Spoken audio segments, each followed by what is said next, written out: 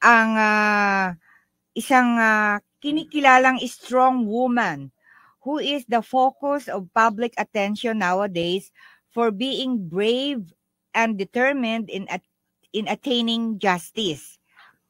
She is a graduate of journalism and mass communications from Silliman University, former faculty member of Negros Oriental State University, and currently serving as mayor of Pamplona, a town in Negros Oriental Province in Central Visayas. Our very special guest in our program All About Women is no other than the perfect example of a strong woman that aren't simply born, but are made by the storms they walk through in the person of Honorable Mayor Janice V. Degamo, the widow of Governor Ruel Degamo, who was murdered on March 4, 2023. Kumusta na po ba ang Lady Mayor natin sa ngayon? Good morning po again, Ma'am, ha? Apo. At nakikinig sa inyo at nanonood. Ma'am, mukhang naano ako dun sa introduction nyo. Natakot ako tuloy dun sa very, napakagandang introduction po. But anyway po, sa ngayon po, we are doing fine. Tuloy pa rin yung ating pakikipaglaban to get the justice of the governor, along with the others who died with him. Well, kailangan nating mag-move on, pero hindi po ibig sabihin yan na pag nag-move on tayo, iiwanan natin yung ating mga pinaglalaban. Dahil alam ko, kung sa akin rin nangyari yun, ganon, my husband will also fight for it. Kaya talagang tinitibayan namin yung aming loob na talagang one day soon, with all of us, together with the other victims and other witnesses, we will be able to find the justice that we so greatly need. Okay. You may not control all the events that happen to you, but it is obvious that you decide not to be reduced by them, Mayor. Okay, yan. That's true. Totoo yan. Hindi natin kontrolado ang lahat ng bagay. Nakikita naman natin may mga recantation yung mga nahuli, may mga things that can really get us discouraged. Those are things that we do not have any control of. But ang mahalaga sa amin, regardless of where this will go, we fought for it. Kasi hindi po maganda na one day marami kang what if What if talagang pinush namin? What if hindi kami nag-give up pero nakuha? But itong ginagawa natin, the things that we can control, we have control about, yung aming mga sariling desisyon na ipagpatuloy yung aming seek for justice and exploring all other avenues to find it. Yun yung may control tayo. Pero sa mga outcome ng korte, yung mga gagawin ng mga witnesses o gagawin ng mga gunmen o kung anong kayang gawin ng other camp, just so hindi sila masali dito, wala tayong control dyan. Pero kung saan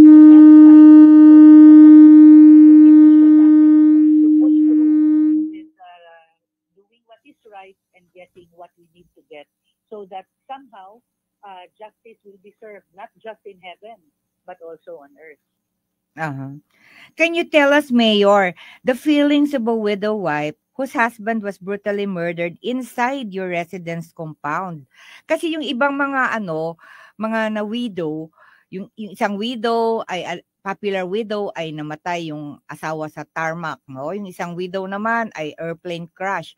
Pero yung sa'yo talaga, ang sa lahat ng mga naging widow, parang ikaw yung talagang pinaka mahirap yung naramdaman kasi sa loob mismo ng pamamahay ninyo parang walang respeto, considering na kayo po ang mayor ng town na yon at ang inyo pong husband ay ang governor po ng province na yon. Isa pong napakatapang po at na wala pong modo at walang respetong tao po ang merong kagagawan po ng mga ganyang pangyayari. Yes po, yan yung nakakabahala. That's why we have to react.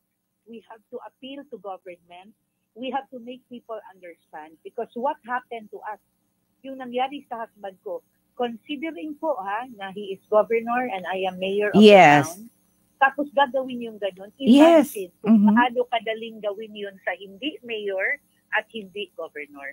Kaya nga talagang pinipilit namin at pinupush namin na this is a case that matters not just to the victims, but to the future of other families in the province of Negros Oriental, if not the entire country. Opo. Kasi kung kaya nilang, at saka, ma'am, marami akong nalalaman na kahit generals, they push them around. They inaano sila, yung kanilang mga, hinahack yung kanilang mga, yung mga text messages. Sabi ko, if it can happen to a general and it can happen to a governor, ilang steps na lang yan na it can happen also siguro to the president one day soon if nothing is done with this. Yan yung dapat tinitignan natin. Yan dapat kinakailangan yung buong sambayanan will look at it and will put their place and will put themselves in our shoe. Kasi nga, pag nangyari yun sa kanila, hindi nila kami mabiblame kasi pag hindi sila nakikialam sa nangyayari sa mga buhay namin doon sa Negros, it can also really happen to them. Kasi kung titignan mo, ma'am, yung line of business nila sugal. They will come to terrorize people, bringing with them wealth, tremendous amount of money that they thought will get them anywhere and will make them not answerable to what they did because they have money. And if nakita nila, nag-succeed kami sa Negros. We managed to eliminate the governor who has the highest position in the province. That's right. Right in your own home, no? Sa loob pa mismo ng inyong pamamahay. Sa Negros, it can also happen anywhere in the country. Pag walang ginawa dito. So kailangan talaga ito magawan ng justice kasi nga panggagayahan. Yes. He will be an example na pag mayaman ka pala, you can get away with it. Pag kasi mayaman in the sense na talagang illegalista yung mga yun At okay, doon naman ito ba nakaapekto sa iyong pamumuno bilang isang mayor ng town dyan sa Pamplona, Mayor Janice Degamo? Siguro the fear of the people will always be there. I get messages from them who keeps on telling me to be careful, to doubling ingat. They know also the risk na nasa akin na yun. Siguro along that line, and of course, the governor being a partner in the work that we do, tandem kami kung ano yung ginagawa ko sa town ko, nakakahingi ako ng help sa kanya from the province. But siguro the amount of work ngayon, talagang nandun pa rin. You have to, pag sinasanayan mo na it has become your work ethic na nagtatrabaho ka talaga. Hindi naman pwedeng matakot na lang tayo araw-araw. So, nag-work pa rin talaga po tayo.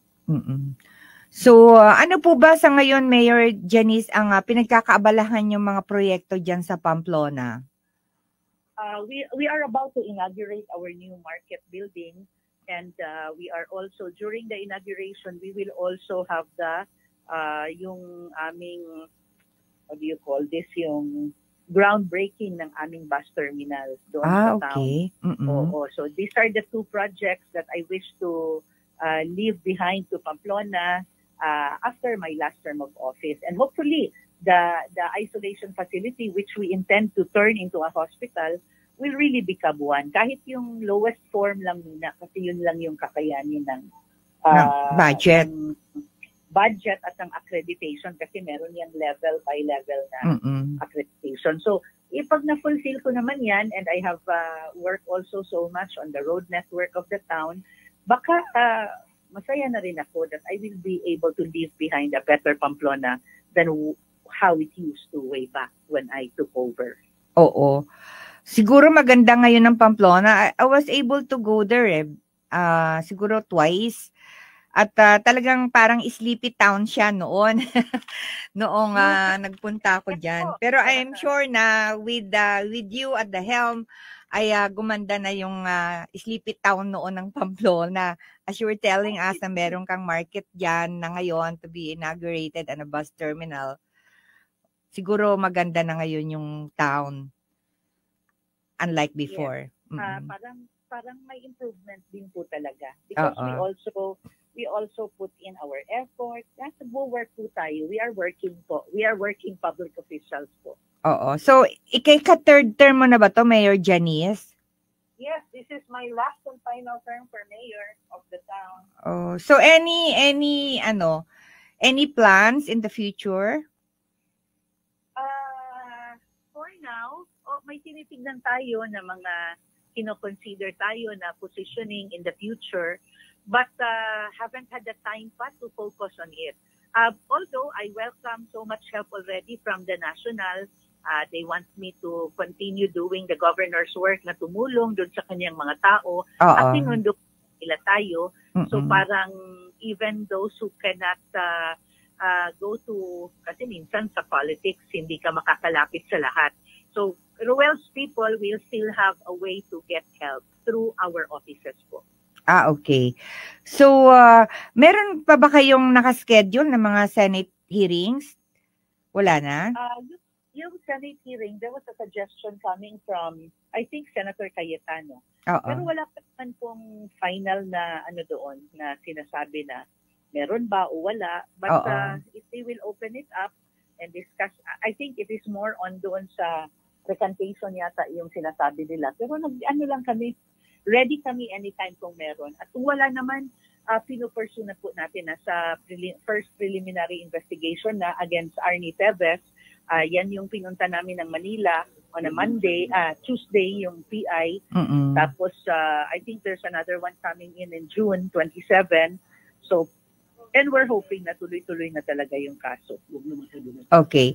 So, yung mga namatay na together with your husband. So, kumusta naman po yung kanilang mga pamilya? Nag-ano din sila, like me, they too are seeking justice. They were with me during first PI, and we had a press con, and I think they were interviewed how they are now. Kasi yan yung nakikita namin na parang downside ba na yung camp ni Arnie, they are trying, siguro kung walang video, talagang they will come up with a different storyline. Nasasabihin nila na walang ganitong nangyari, pero undeniably there's this video who killed everyone there. Pagpasok, baril lahat, kahit na yung mga bystanders lang, yung mga nanghihingi ng tulong. Yes.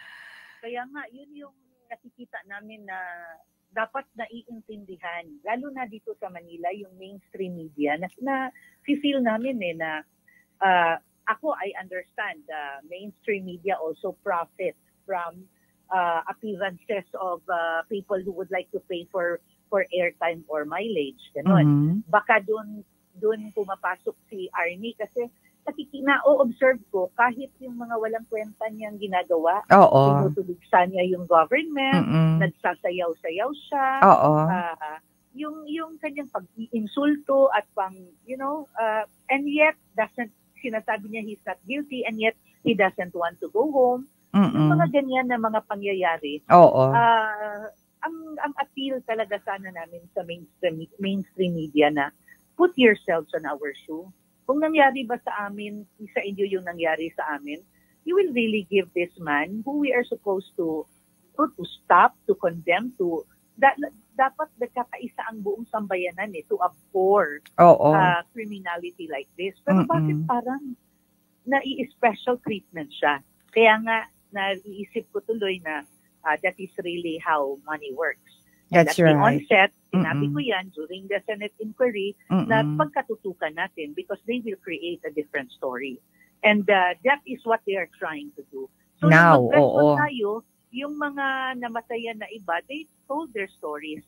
Meron doong isa na yung kanyang voice will be permanently different na. Iba na yung tunog doon sa dati niyang voice. Yung may nanay na ang breadwinner, yung husband niya, wala na rin ngayon. And yung mga anak niya nasa college, nasa high school, nag-aaral lahat. Oo. So who will take charge of them ba? Oo. O yung mga yan. Kaya nga, hindi tayo humihingi ng pera sa kanila, ha? Pero hinihingi natin yung justice. Yung pagkakaisa sana talaga ng community. Oo. Na pagkaisahan natin na not to entertain, not to like, and napapanagutin yung mga taong katulad ng yung mga ginagawa ni Ate. Hindi dapat parang ginagawang celebrity o star na pag may sinasabi in the air. Parang parang it's different eh. Pero ma'am, minsan kasi pag yan yung sinasabi ko, hindi nila yan maiintindihan hanggat hindi sila namamatayan katulad ng nangyari sa mga loved ones namin. Oo. Actually, diyan sa hindi naman sa dito sa mga ibang mga media, no? Kasi talagang meron talagang mga nasa media na mga attack and collect. Correct. Kumbaga, sila ay talagang merong mga ganong karakter, no? So, pero meron namang mga media na talaga mga fair and square at hindi naman sila nagde-delve doon sa yung parang pagagandahin pa yung image ng isang tao na hindi naman dapat. Correct. No? Tama po yan. Very familiar. Parang ACDC. Oo. Oo. Ganyan. So anyway, Mayor Janice, I would like to ask sana sa iyo kung ano naman ang iyong masasabi sa ngayon at this present stage na iyong kalagayan at iyong damdamin at yung mga gusto mong sabihin sa mga kababayan mo dyan sa Negros Oriental na nakikinig sa atin at nanonood sa atin sa Facebook Live at saka sa YouTube. Meron ka bang gustong words na statement na gustong ipaalam sa lahat through our program All About Women? Oo. Unang-una po, I'm grateful to my people in Pamplona for being very understanding of how we are lately. Alam mo, dati talagang Monday to Saturday, Monday to Friday, makikita nila ako madalas nasa office, nasa field. Ito ngayon lately, yung aking mga lakad, I go to Manila for the preliminary investigation. I go meet people in Manila kasi pag nandito ako, sinusulit ko, dapat kausap ko, kumusta na yung aming mga lawyer, kinukumusta ko, nagpapaschedule ako to speak with prosecutors, kumusta na po yung aming kaso, how is it, pag may mga questions ako na gustong itanong, I have to meet and see them, and natutuwa nga ako at nakapag-exchange na rin ako ng number with some of them, so I can easily call. I go to other offices of the government to facilitate also some other things, parang all-in-one na yung kausap, pumunta ako sa PCSO for the ambulance na request ko, pumunta ako sa speaker, kausap ko rin si speaker for the help that we need na talagang kailangan, hindi, kasi yung pag lumalapit tayo, hindi naman para sa sarili lang eh, for nagbe-beg tayo for our town, for our security, for our people, for lahat in Negros Oriental. So, kaya nga ngayon, parang nag-aano ako na, although the office can still run even in my absence, pero rest assured na Monday, talagang hanggang na naman yan, back to work na naman tayo. But from time to time, there is this time na talagang nag-i-exit tayo sa town because ito nga ito yung pinupuntahan natin. Schedules set by the court, by the DOJ, that we need to be present. And schedules also set by different offices in the national government na nag-a-assist naman po sa atin. Oo. So, bali saan naka-file yung kaso? Sa DOJ for now. Oo. Nag-first PI na, second PI will be on June 27. And siguro by then, sa court na. Yung sa mga gunmen, parang branch 51 siguro. Hindi ko lang masiguro. Pero parang branch 51. Ng anong yung city? Yung sa gunmen, ng RTC. Saang city? Sa Manila po. Sa Manila. Oo. Kasi I remember yung kaso ng mga anpatuan noon sa Quezon City kasi nilagay eh. Yung sa inyo pala sa Manila. Oo. Anyway, so though napakalungkot na nangyari sa iyo, Mayor Janice, pero alam ko na ikaw isang babaeng matapang at hindi ka talaga hihinto hangga't hindi mo nakakamit yung hustisya para sa inyong husband na governor. At sana ay magwagi ka dito sa iyong pinaglalabang hustisya na ito nang sa gayon ay hindi naman ito panggayahan na ulit ng mga ibang mga katulad ng mga ugali ng mga ganyan. Kaya nga I was telling our listeners, especially yung ating mga kaibigan diyan sa Congress, na kung pwede sa mag-file sila ng bill na yung mga tatakbo ngayon, starting ngayon sa sa barangay elections, dapat magkaroon ng psychometric yung examination sa mga psychiatrist. Kasi yung iba talaga, yung may mga diferensya sa ulo na ipapasok mo sa public service, talagang may magagawang hindi maganda sa kapwa. Opo yan. Pwede lang, okay lang naman maglalaban-laban sa politics eh. Oo. Yung mamatay yung tao because of it. Oo. Kasi ano ba naman ang reason bakit ka papatay, di ba? Correct. Diba? Public service naman ang ipinasok mo dyan. Correct. Tama po talaga yan. Kaya nga, sabi ko, parang hindi yata ma-reconcile yung reason niya for running eh. You said you ran because you would like to serve the people, but how come you will kill the people who will not vote for you? Yung ganyan yung style nila Tebes eh. Anyway, so meron ka pa bang parting words sa ating mga, lalong-lalo na dyan sa yung mga kababayan dyan sa Negros Oriental, Mayor Janice Degamo? Yes po, bigyan kita ng pagkakataon na masabi sa kanila yung iyong damdamin. Sige po. Thank you po. First and foremost, the people of Pamplona, they have been praying with me and for me, praying for justice for the governor along with the others who died with him, and I'm grateful. Talagang nagpapasalamat ako sa mga prayers nila. Nagbibigay yun sa amin ng lakas na talagang hanapin at ipaglaban at talagang, to find ways talaga. Because what happened to the governor and the others talagang karumal-dumal at talagang hindi dapat mangyari kanino man. Kaya pinaglalaban namin yan. And I'm thankful sa support ng aking constituents for all of that. Rest assured to my people that I will continue to deliver the work I promised to do. The oath na talagang I took when you have given me the responsibility to lead the town, I am willing to still work 100%. Kasi yun ring work, nagiging therapy din yan for me to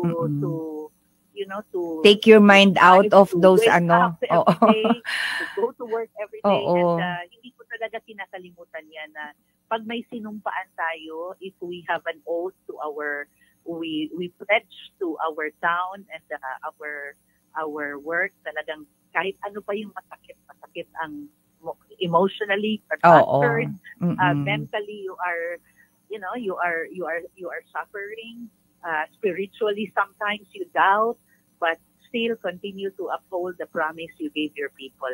Siguro if there's one thing na talagang gagawin ko yun. Because pinalaki ako na ganun talaga ng magulang ko. So sa lahat, thank you and let's continue to make Pamplona, our town, talagang to rise up, no? Kumbaga, arriba Pamplona talaga.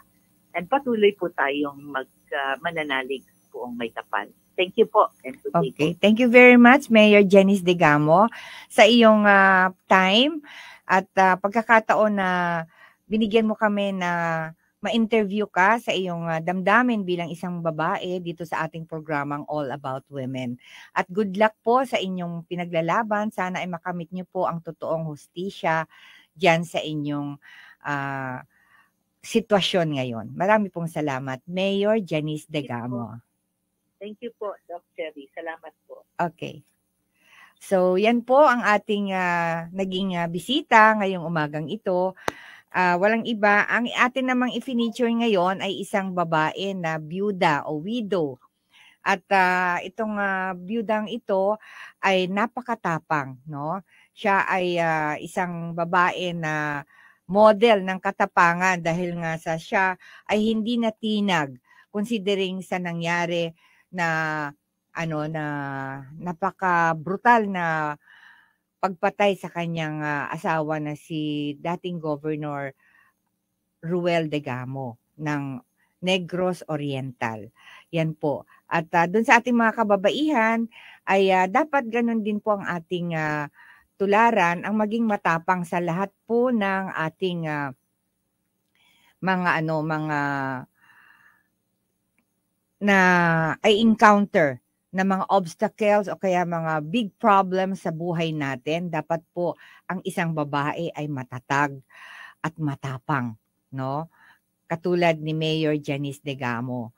Yan po ay natuloy-tuloy pa rin siya kahit gano'n ang nangyari sa kanyang buhay, ay tuloy-tuloy pa rin ang kanyang serbisyo diyan sa kanyang mga constituents sa Pamplona, Negros Oriental.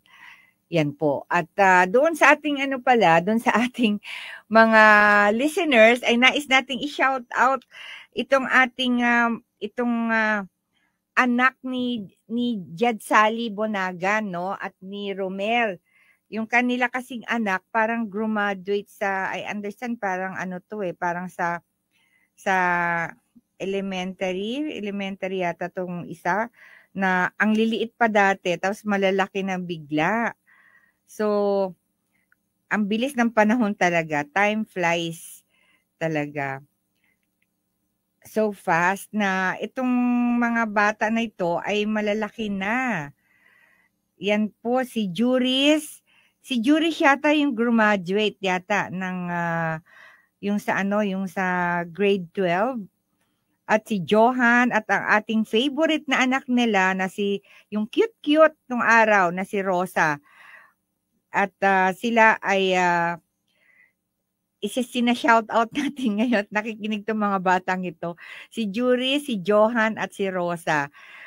Mga anak ito ni ni Honorable Judge Sally Bonagan at ang kanyang butihing husband na si Romel Bonagan. At binabati din natin si RJ Kalaging at ang Kalaging family. Ay binabati natin sila. At of course, yung ating mga friends, no, diyan sa chat group ng BAT70, kumusta kayong lahat? At sana kayo ay nakikinig at isi-share ninyo sa inyong mga friends din ng ating programang All About Women. Para na sa gayon ay marami tayong mga followers, no, sa ating programa at maging masaya tayong pare-pareho dito sa ating ginagawang programa tungkol sa kababaihan. At with that, ay nais kong pasalamatan si Mayor Janice Degamo being our special guest this morning. At ang inyo pong lingkod, Dr. Cherry Sarmiento Vallega, dito po sa ating programang All About Women. At sa susunod pong Sabado, wag niyo pong kakalimutan na mag-tune in ng 9 o'clock in the morning dito sa ating programang All About Women. At ang atin naman pong pag-uusapan ay tungkol po sa napakaraming projects ni Senator Cynthia Villar na pinamumunuan ni Attorney Reggie Tamana ng Villar Sipag. At sana po ay abangan ninyo yan sa susunod na Sabado. Huwag po kayong bibitaw. Dapat nandito kayo palagi sa DWBL All About Women, 9 to 10 in the morning, every Saturday. Yan po. Ang inyong pong likod, Dr. Cherry Sarmiento Vallega, ang inyong kaibigan at kabaro sa Facebook, YouTube at radio. Marami pong salamat. At dito nagtatapos ang isa na namang usapang pangkababaihan kasama si Dr. Cherry Sarmiento Vallega, All About Women. Tunghayan ang muli nating pagsasama-sama sa susunod na Sabado, alas 9 hanggang alas 10 ng umaga. All About Women, dito lamang sa DWBL 1242 kHz.